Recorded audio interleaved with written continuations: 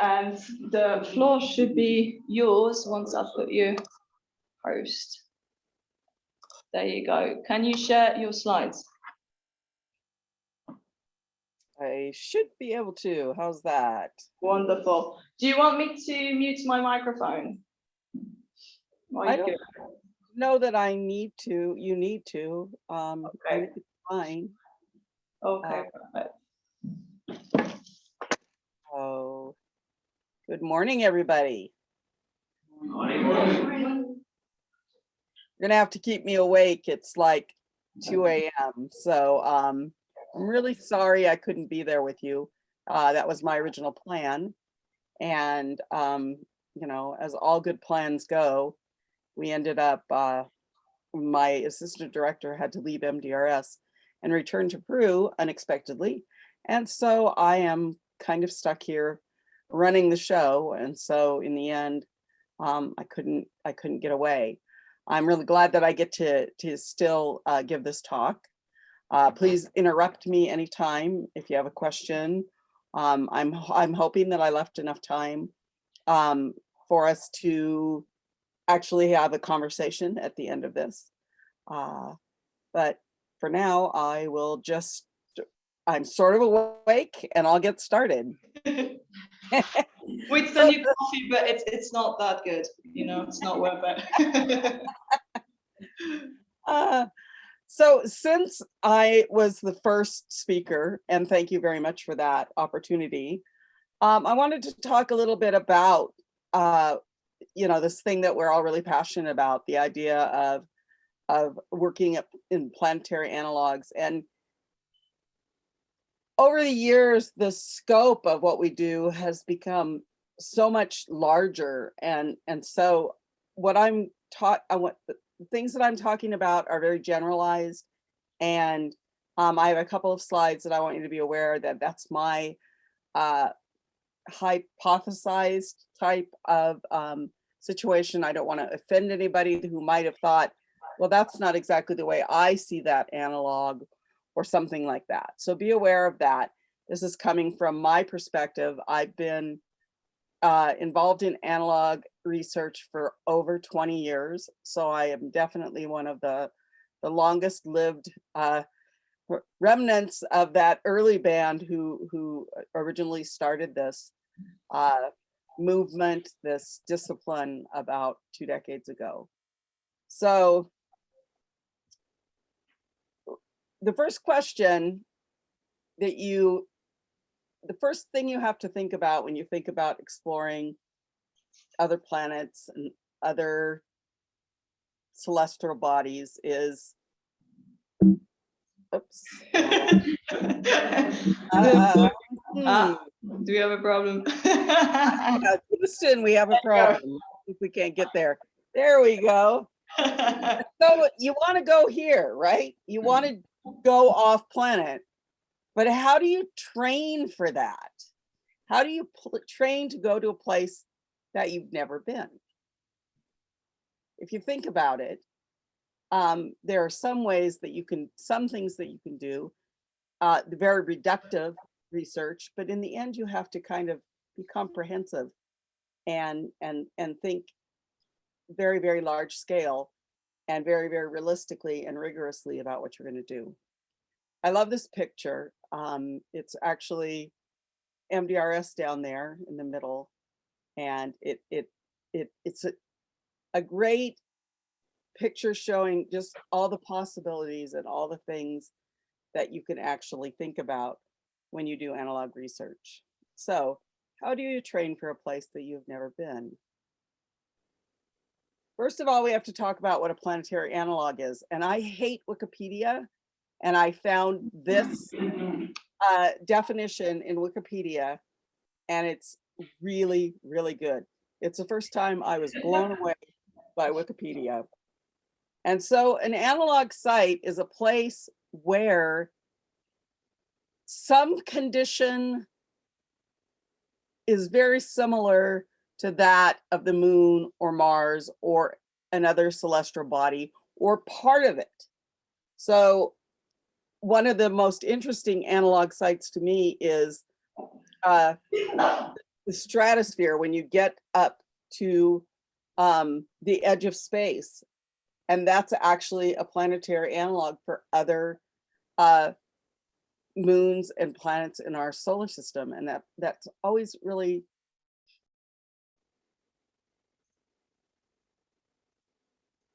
Uh-oh. I think we have a connection problem. Yeah, me too. Shannon, can you hear us? Can be very small and very large and very simple and very complex. You either had a very nice pregnant pose or we lost you for a second. Oh, I'm so sorry. No, don't worry. It was a very comical effect, I would say, but. I'm on a Starlink link, which is probably the best you can get, but I'm still out here in the middle of nowhere with a satellite connection, so. Don't worry about it. It gives a Mars effect, you know, you delayed communication. Yeah. Oh, go ahead. Sorry about that. I realize I am on Mars, you know, for all intents and purposes, I'm on Mars. So why do we do this? Because it allows us to figure out how we're going to do this before we go, right?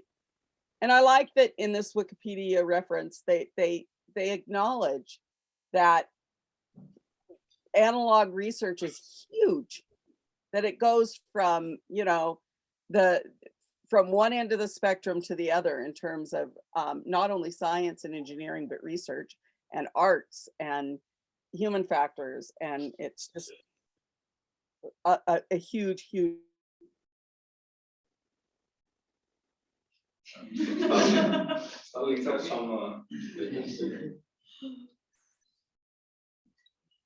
Wow. You have to build better, Stronger. I'm sorry, did someone say something? No, we lost you for about 10 seconds, but I'm so sorry. no, it's not your fault. We're gonna issue a complaint to Elon Musk, but Yes, please do. Let him know. So what is the value of what we do? Why do we do it? What does it give us? It predicts issues that might be overlooked in planning an actual mission. When I first started doing analog work, I could not have cared less about the human factor side of things. I thought, well, the science, the engineering, the technology, that's the challenge. It's actually not. After 20 years of watching people, the biggest challenge we're going to have is finding a crew that meshes well enough and is competent enough to actually go to the moon or to Mars.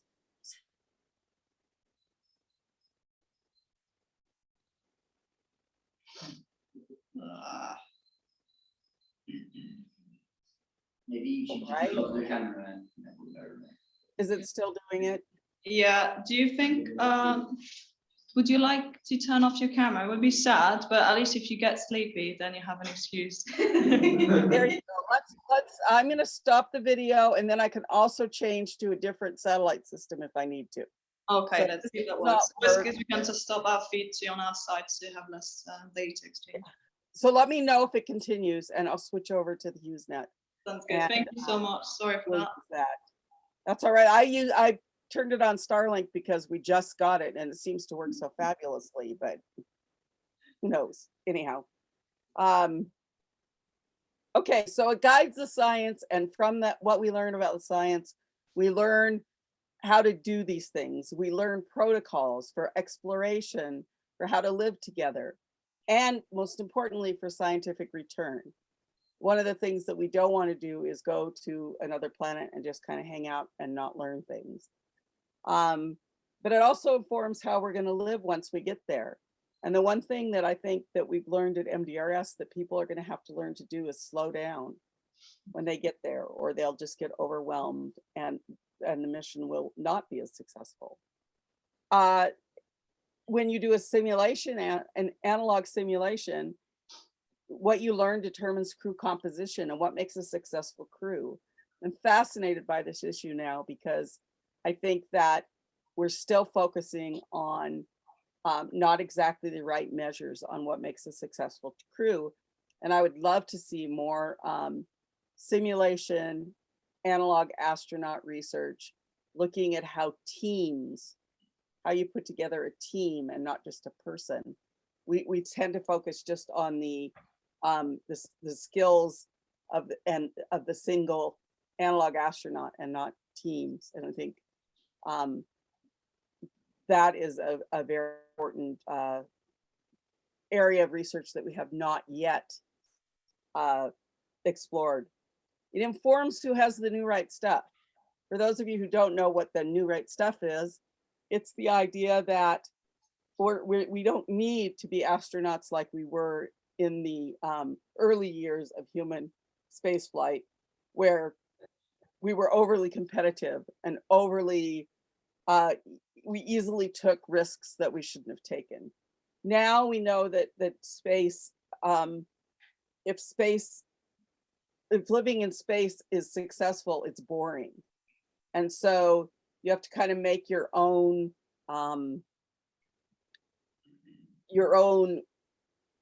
entertainment, if you will, you have to fill in the blanks that are going to be left from not being on Earth. And believe me, after living the way I've lived for so many years, there's so many things that our early Martians are going to miss. And if you'd have ever told me that I was going to miss going shopping, which I always thought was such a pain, I would have told you no way. But after living here for years, one of the first things I want to do when I get a break from here is go shopping.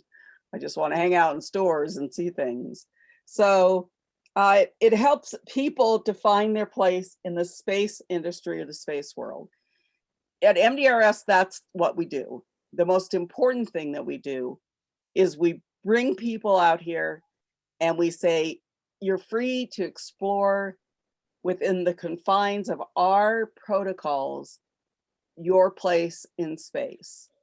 And I think that there's a lot of value in that. I mean, I have people who come back years later and say that their experience as an analog astronaut changed their perception of the world, re-guided them into a different field even. So I think that there's a lot to be gained personally by being an analog astronaut.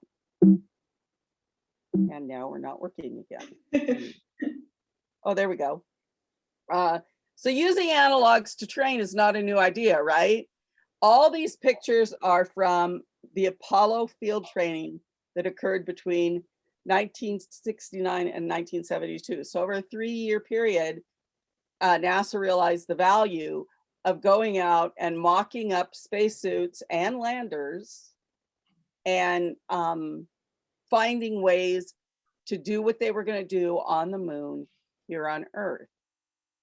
So fast forward about 20 years, and in the late 90s, this idea came up of doing analogs, in doing research in analogs of the moon and the Mars on Earth. And originally it was just a bunch of people doing field research or lab research. And by lab, I mean, it could be something, a partial sim, as we would call it, where you test a spacesuit or you test a technology for what you would do when you lived on the moon. So this idea of why don't we go out and build stations where people can actually live like they'd be living on the moon or Mars. So FMARS in the Canadian High Arctic was the first station. It was built by the Mars Society. There was already a research camp on Devon Island where FMARS is located. So the idea of doing analog work out of sim was already a thing, or in a partial sim, but now we've done a fully immersive simulation. And MDRS was the second station.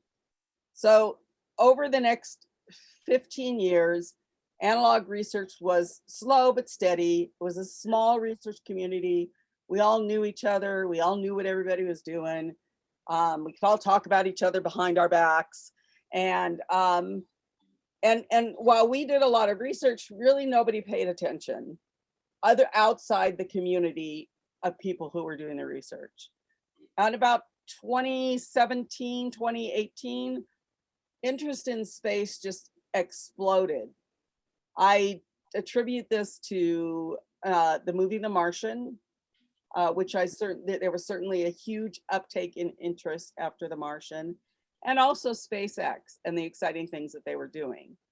And so since then, we've seen this kind of growth in the analog research sites and stations. And so there's a lot more opportunities, a lot more different types of research happening. And I think that interest in analog research is at an all-time high. I know that for me personally, I can't even keep up with the number of people who are either want to be analog astronauts, do analog research, or just interested in learning about it. So what is an analog field site? Here are a bunch of them. You'll notice in this picture, there's a lot of people without spacesuits on, right? Because in analog field work, sometimes you don't do sims. We define sims three ways at MDRS.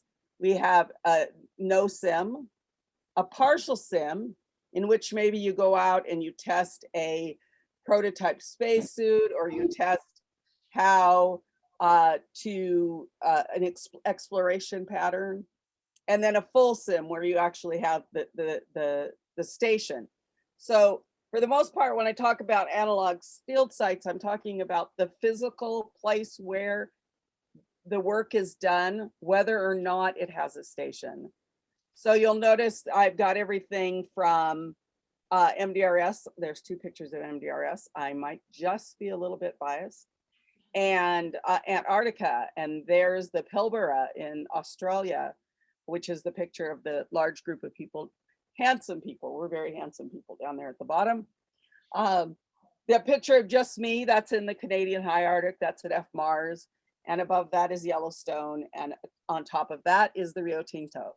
So you have this massive amount. Oh, you know what? That's the Atacama. Ha, looks just like MDRS. So those are examples of field sites.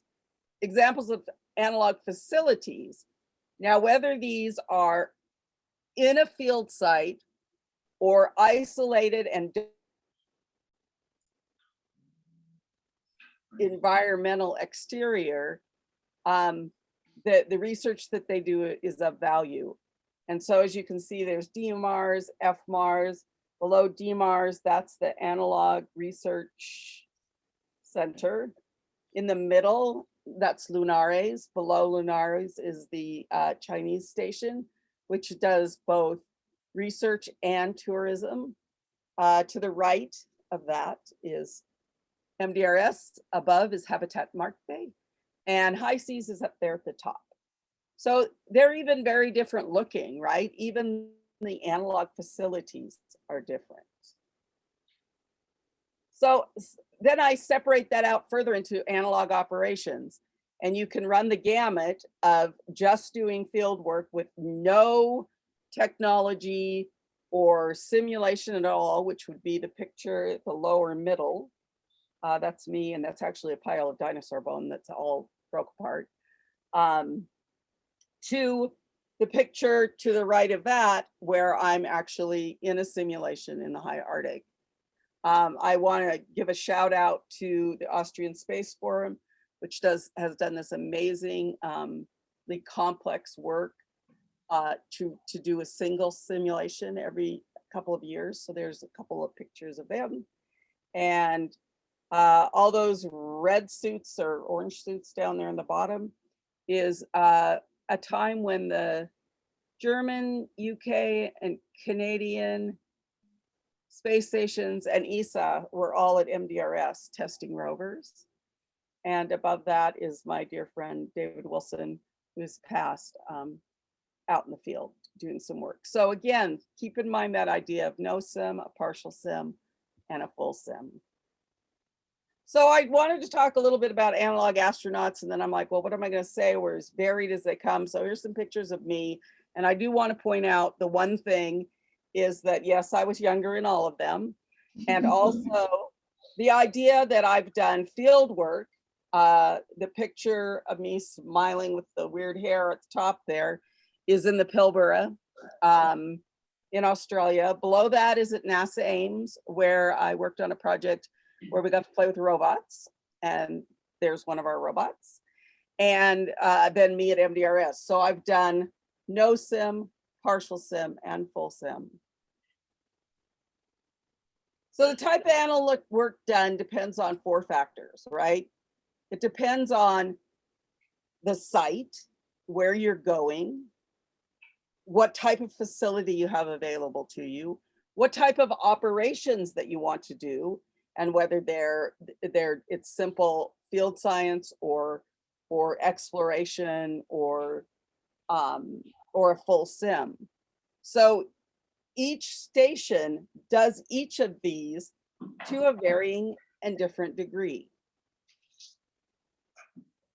So I looked at a few and I just grabbed some samples to kind of give you an idea. This is not, I'm currently working on this idea, and there's no actual data to back up any of this. So this is all kind of hypothetical. If you look at sim operations, the facility and the site, it kind of drives the research. Lunaris, for example, does sim and they have a facility, but they don't have an analog site. And I've taken them off operations because I think of operations as not as being everything other than sim. But then if you look at Antarctica, it's kind of the opposite. I'm not talking about research done at Concordia Station or any other stations. I'm talking about research that people go do looking for meteorites or searching the dry valleys for limits of life. And so in Antarctica, you're kind of balanced between the site that you're out at and the operations that you do that.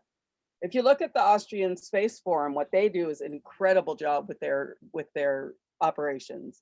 And it's not that they don't have a sim, and they do, but in this case, I skewed it toward the operations as opposed to the analog astronauts, because they are a small selected group who work basically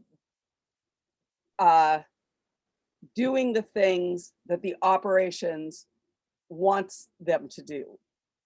And at MDRS, it's a little bit more, we have all these things, right? We have a true geologic analog site. We have a facility. We do a lot of sim, but as you'll learn in a little bit, we also do quite a lot of different types of operations. So there's a lot that we could do here. You don't have to all ring the same bell. You can do various types of things. And if you looked at these for all the stations, I think the one thing you'd probably notice is no 2 stations are alike. 2 might be very similar, but especially if you added a couple more variables, you'd lose even that similarity. So it's wonderful that we have so many people out doing so many different things. And we'll talk a little bit later about why I feel that is important and why we should acknowledge it and where we should go from here. So now I'll talk a little bit about MDRS in case people aren't aware of the station. MDRS was built for field exploration and for simulation. So we were deliberately put the station in a place that looked like Mars, and we built it based on the Mars Direct architecture. So the habitat, the round building that is kind of like the protagonist in our story, the building that's been here the longest, is actually an exact model. Well, not an exact model. It's a physically sized model of a lander that would go to Mars in the Mars Direct plan. So when we first put MDRS, the station it's the hab in, we didn't know a lot about Mars. And was only, we knew it looked like pictures of Mars, but we didn't know anything beyond that. And because at that time, we just barely had started on the Pathfinder data. Since then, we've had all these robotic missions, and it's proven to be a true geologic analog, which means that we have the same geologic processes and patterns as you would see on Mars, but they might be temporally or spatially different.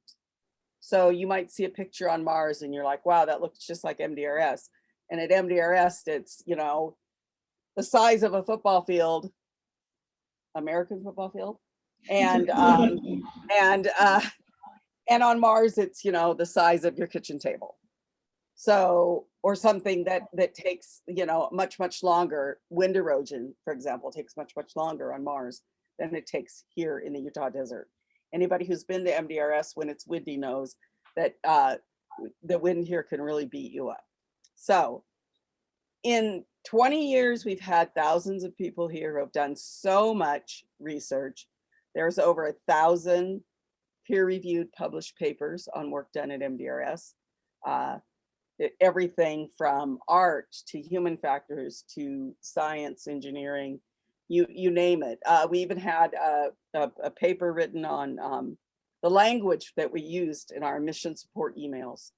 One of our most recent publications looks at gender bias and how commanders look at their crews. So just a wide breadth of papers that have been published at work done here. Currently, we do field science, operational sims, and we're just getting started on a new kind of taking a new take on educational programs that you should see growth in that in the next couple of years. And of course, the Mars Society built it, owns it, operates it, et cetera, et cetera. Okay, overview of the campus is, there's the HAB. The HAB is, like I said, more than 20 years old. It's undergoing a complete remodel in the fall. We're super excited about that. I am in particular because it's been 20 years and I feel like we're finally getting to finish the station, which is super exciting, or finish the HAB. It's never been completely finished where the entire building has been in great shape at one time. And so I'm really looking forward to that. You look to the left and you go down, notice our tunnels that you can go from one building to another. So if you're in sim, you don't have to put on a spacesuit to go to another building. You go through the tunnels. You look to the left, you will see the RAM, which is our newest building, or the last one put in, I guess I should say, was put in 2016.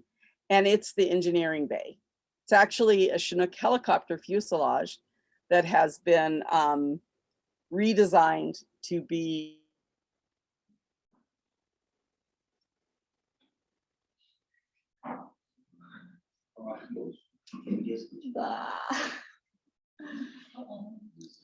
which grows crops throughout the field season, except for this year, we actually had our first complete loss of crops. So the Greenhab is currently shut down for the remainder of the season, which is quite sad. The Science Dome is my favorite building. I love this building. It was supposed to be the Greenhab. They couldn't figure out how to keep it wind and water tight. So I said, let's build a science lab, which used to be in the downstairs of the HAB. And so it's pretty exciting to have that facility there. And you can see one of our 2 observatories. If you just continue out, like imagine continuing out on that tunnel to the Musk Observatory, the robotic observatory is a short distance from there. And you can see a few of the rovers that we use to travel around. Their electric vehicles, and that's the whole of the station. The one building that we do have in the planning stages is to put a 20 to 26 foot dome, kind of below where the RAM is for a teaching facility, for a classroom. It's a little too hard to get a full classroom of either students or professionals in the Science Dome. So we're looking forward and very excited to have that classroom. So this is a HAB. That's me a long time ago. You can tell it's a long time ago because that is the old Greenhab that you can see on the right. Again, full remodel this afternoon, this fall. I look at this as this is why people come. You know, if they build it, if you build it, they will come. And I feel like that's what we did. We built this thing, this mock lander, and so many people have come. So I've intense emotion about this building. They offered me money to buy and to build a new one, and I said nope. There's magic in the one we have. So the Greenhab. These are some pictures of healthier, happier times. Doesn't look like this now. It looks pretty sad and not green. It's climate controlled. It gives us supplemental crops during the field season. And we're doing some research on traditional agricultural systems. It's also used by crews to do their own research. The interior of the Science Dome. This is kind of what it looks like now. And we have cabinetry, and so we'll be in a big center island that will go in next fall, and then it will be complete.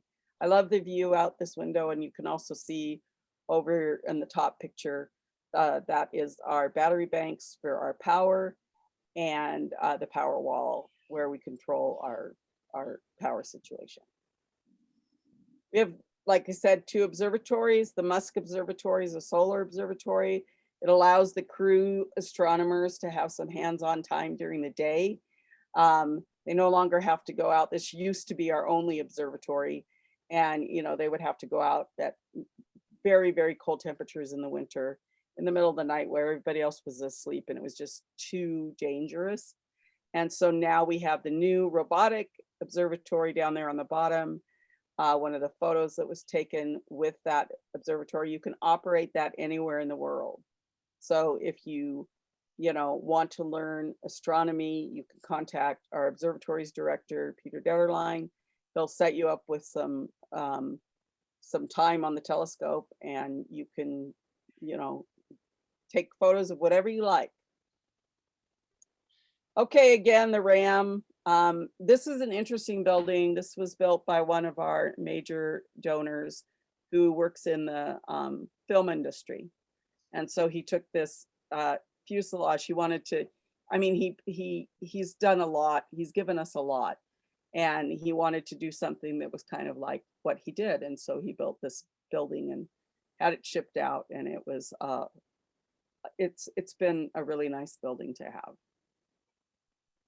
Okay, so we run on solar power at MDRS. We have a 15 kilowatt solar system that pumps into a 10 kilowatt battery bank, which runs the whole station. We just found out that of the 2 legs of electricity that we have available to us, almost everything is unfortunately on one leg.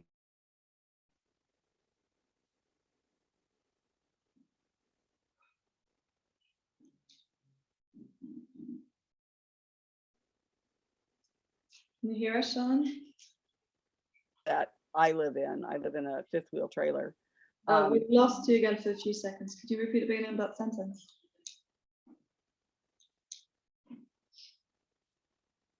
And now we scared her away.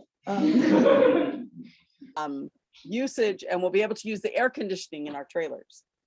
So we have our first propane generator we just bought this year, and it's proven to be quite a reliable little thing. So we're off grid completely. We bring in our own water, we create our own electricity, and that's that. So here's our electric rovers. This is how we get around here. They're very flight-like because they're electric. We used to use ATVs, now we use these. They're pretty awesome little machines. And we have 5 of them, and they're all named for Martian rovers. Our spacesuits are designed and created, built, and maintained by the NorCal chapter of the Mars Society. And they've been supporting us now for, at least 15 years with their amazing suits. This is their second generation suit. Some people call them the milk crate suits. They're super comfortable compared to the two-piece, much more sexy, but a lot harder to wear suits. And so I actually prefer these ones over the other ones that you most often will see in photographs. So what do crews do? They come to MDRS. Our field season runs from October to June. Crews come from all over the world. There used to be about 75% professional, 25% student. Now it's about 75% student, 25% professional. Used to be about 75% from the US, 25% overseas. Now it's the opposite as well. And so most of our crews come from overseas. Our current crew is from Belgium. Our next crew is from Italy. And our last crew was from France. So we see a lot of different crews from all over the world. They come generally for 2 to 3 weeks, but we have 1 week to 3 month rotations. A 1 week rotation is generally a class or a special research. It's not a simulation, because 1 week sims are just very hard to do. You're just starting to pick things up when it's all over. 2 week sims are not even ideal. The ideal sim is a 3 week sim, but it's very hard to get people that have to take that much time off. So you can come either as an individual or as a self-selected crew. So the self-selected crews, they apply as a group. It doesn't mean that they're more or less successful than the individual crews who are selected by the Mars Society. And while they're here, they live under as many Martian constraints as possible. So the more rigorous your sim, the more you can think like a Martian and act like a Martian while you're here. If that is the goal of your mission, then the better off you will be. You have to remember that MDRS is an operational analog. We cannot afford to do some of the technology that NASA and universities can do in a kind of a reductive form. And so, a lot of people are very disappointed. They're like, where are all the bells and whistles? And we're like, the bells and whistles are the people themselves. The people are what is very, very important. It's a competitive selective process. We are scheduled all the way through spring of 2024 already. So you have about 2 years once you've applied to actually do all your planning and all your research that you need to do before you come, so that when you get to MDRS, you're ready to do what it is you came to do. So I talked a little bit and I showed a little bit about that we also have field operations going on, or work that's not related to SIM. And these are 4 of the research projects that we're working on right now that we have going on in addition to the simulations. We're actually looking at the microbial mapping, and we're looking at desert varnish and lichens at MDRS. We're working with Dr. Penny Boston on that project, and we started last fall. We have a long-running Martian biology project where every year we get together and we do biodiversity studies in the area that are not at all related to space.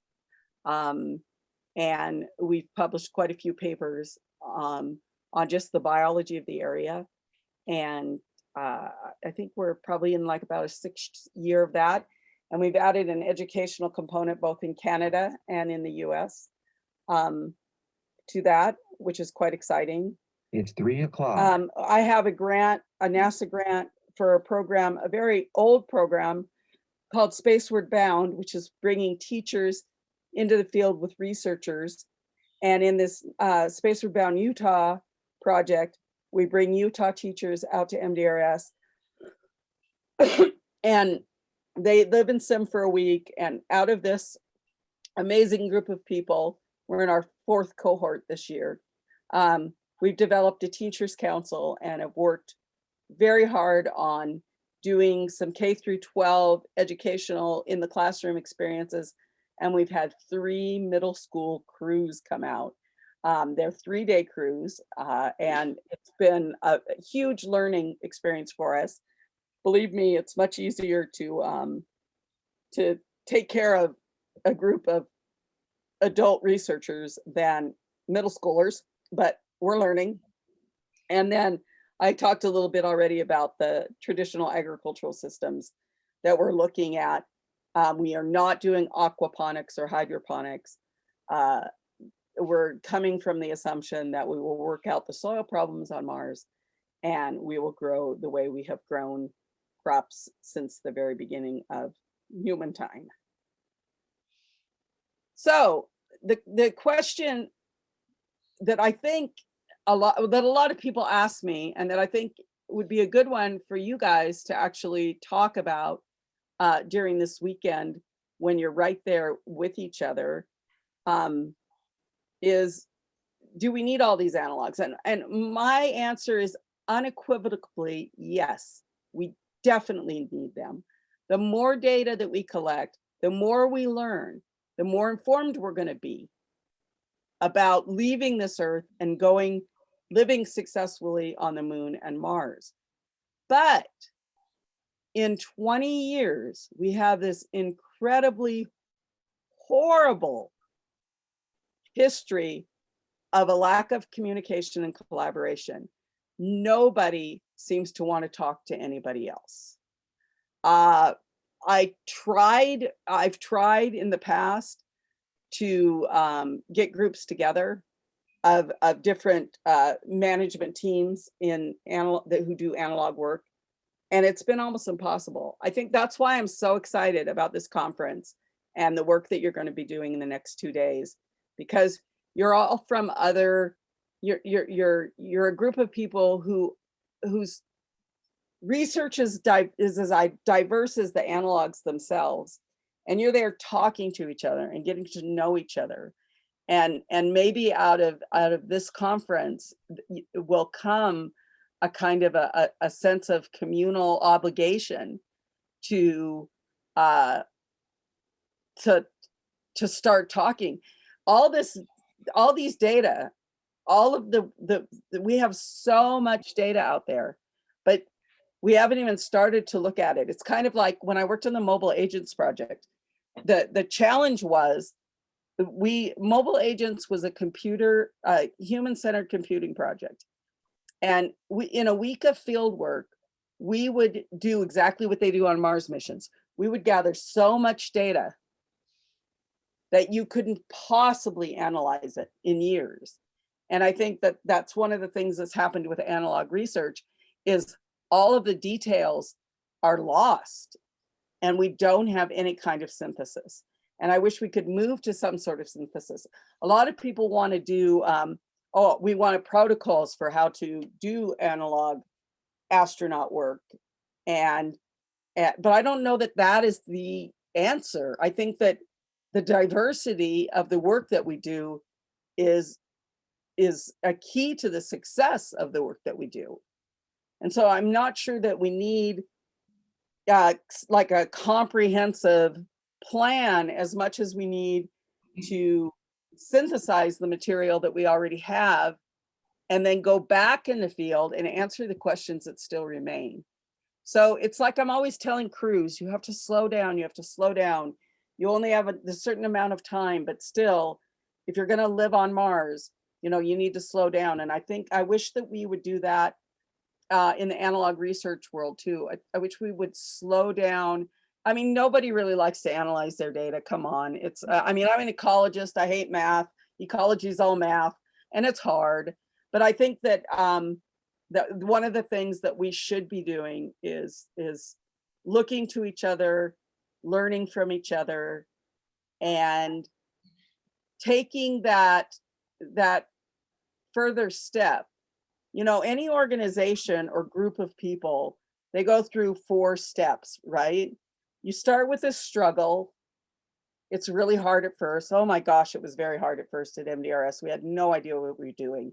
then you kind of stabilize, you come to a place where your things are okay. Then you start getting some success. And that's the state that we're all analog research is in right now. We're respected, the work we do is acknowledged, but then you have to move on to significance.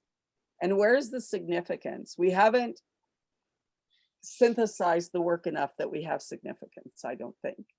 And so it's a beautiful time to be doing analog research, because the world's your oyster. The answers are out there. Let's find them, and let's do something really significant and get off this planet. I personally want to go to Mars, but those of you who are moon lovers, I respect. So are there any questions? Thank you so much, Shannon, for this. That was absolutely lovely talk. I would have one question before everybody claps.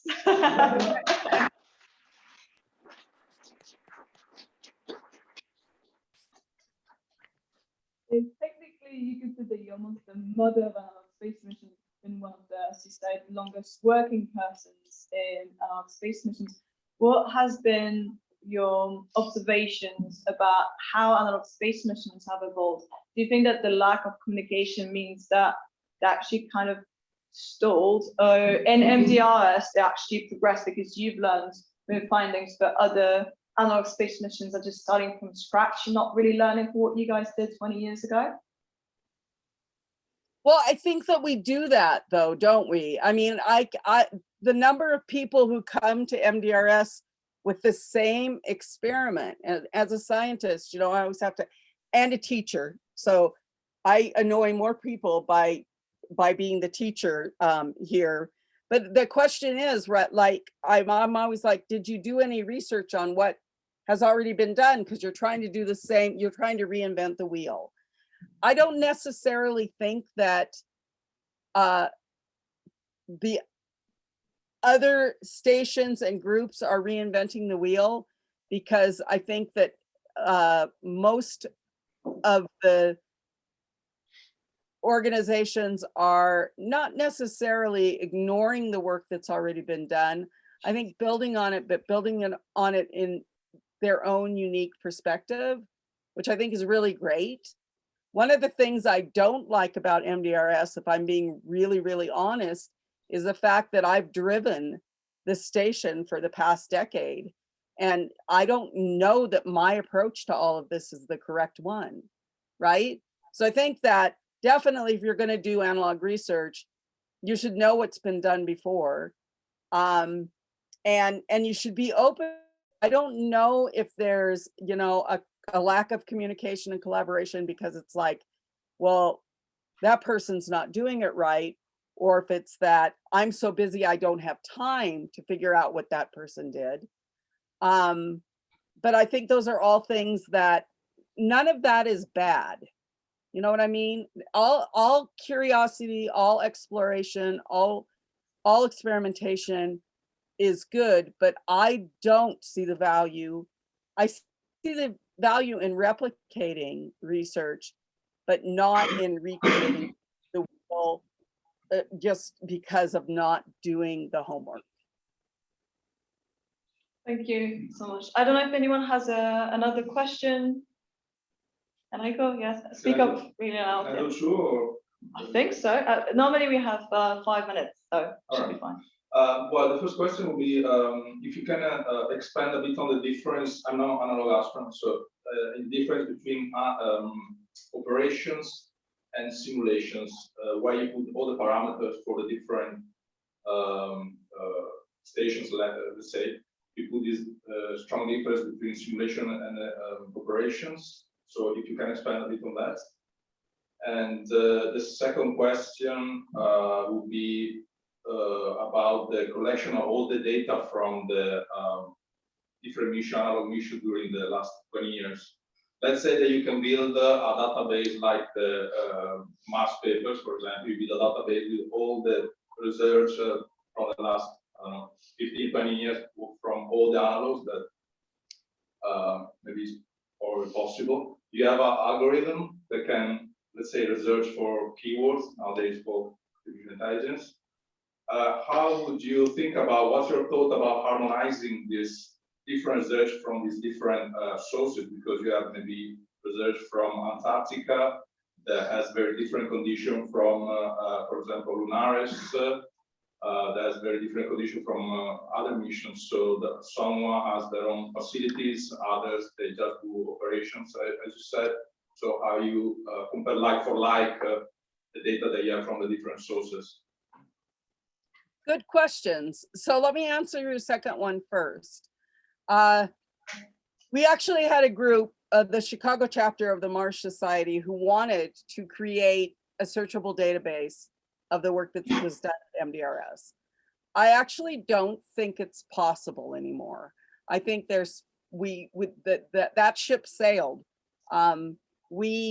There's too much data now. Maybe somebody wants to take that on. I know that when I started looking into it, it's just the body of work is just, to me, far too huge. Maybe somebody who does human factors could suss out just the human factors and synthesize that information, and somebody who just does astrobiology could look at that. But I think that we're suffering from an overload of data that never was addressed correctly in the first place, that was never, I really like that a lot of times when you put in a proposal for a grant, they say, what are you going to do with this data? How are you going to make these data available? You know, and because data are valuable. And like I say, just from the reports, the 20 years of reports at MDRS, I mean, we had a woman who just finished her PhD looking at just our reports from our analog astronauts. So it's an amazing amount of data. I think even though MDRS probably has more than anybody else, it's because of how long.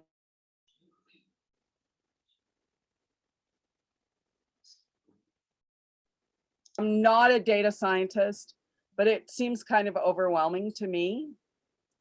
That's just my thought on it. So the second question, the difference between operations and sim. A sim, when I think sim, I think full on mission to Mars, where you come in and you live like you're on Mars. So to me, a simulation is anytime you're no longer counting the days, you're counting the souls. You're not going outside unless you have a spacesuit on. That actual rigorous simulation. Operations is everything else that doesn't fall in that category. When I'm out looking at desert varnish, I'm just a scientist in the field. When I'm, for example, one of the things we do at MDRS, the Martian biology, we've been doing plants for the last couple of years. There are no plants that we know of on Mars. So that would fall into an analog site operation where we're doing something based on it being a Mars analog and not at all on any type of simulation activity. Not all stations can do that because some stations don't have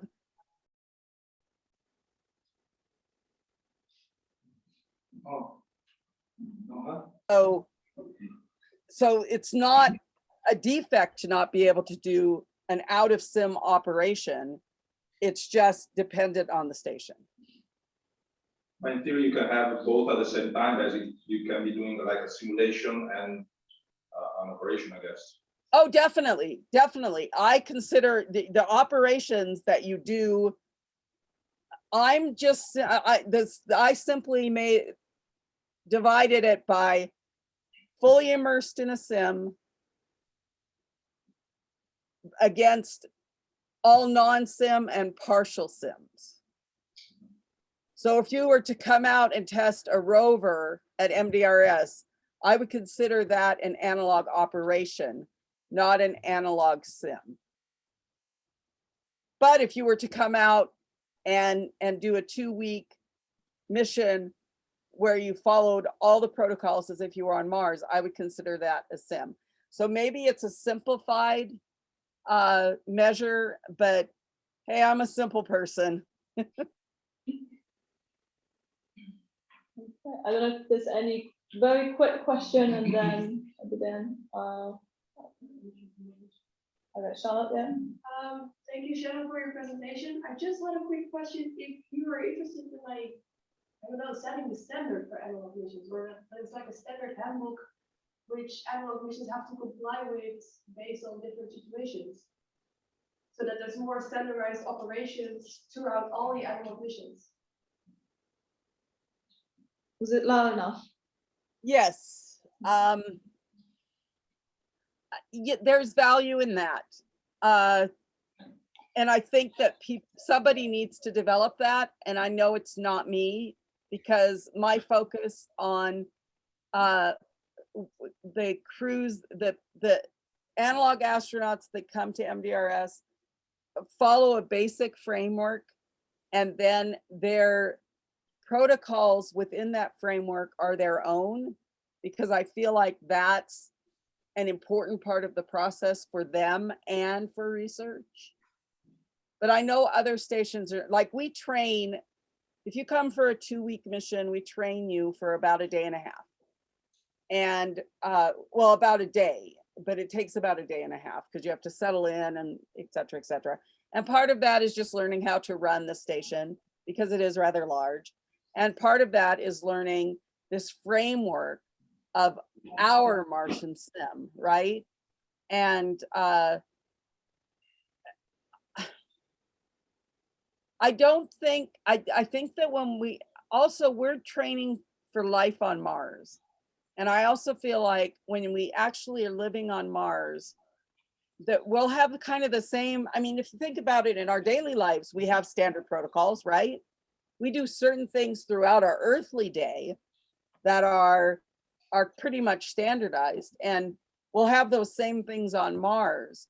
But one of the things we don't do at MDRS is, if the crews themselves want to be tested in human factors and be test subjects for other researchers, that's fine. But we don't require any of our analog astronauts to do any of that kind of work for us, because it's about them. It's not about a larger body of knowledge. But I think that that's needed, and I think that other groups will do that and are doing that. Thank you. Okay, perfect. Thank you so much, Shannon. Don't know if you want to put the video shortly so we can see you. And thank you so much for your time, for a wonderful kickoff presentation. I think it was lovely to start with you. And I really just look forward to seeing you in the UK once. You really need to get here once. I am going to. You guys have a wonderful weekend. I'm excited to hear what comes out of it. I wish I could be there to support you, because I think this is an amazing opportunity to grow what we're doing. And thank you all for being there. And if anybody has any questions for me or anything, I'm pretty easy to find. Just give me a holler, email me, and enjoy the rest of your time together. I'm a little jealous.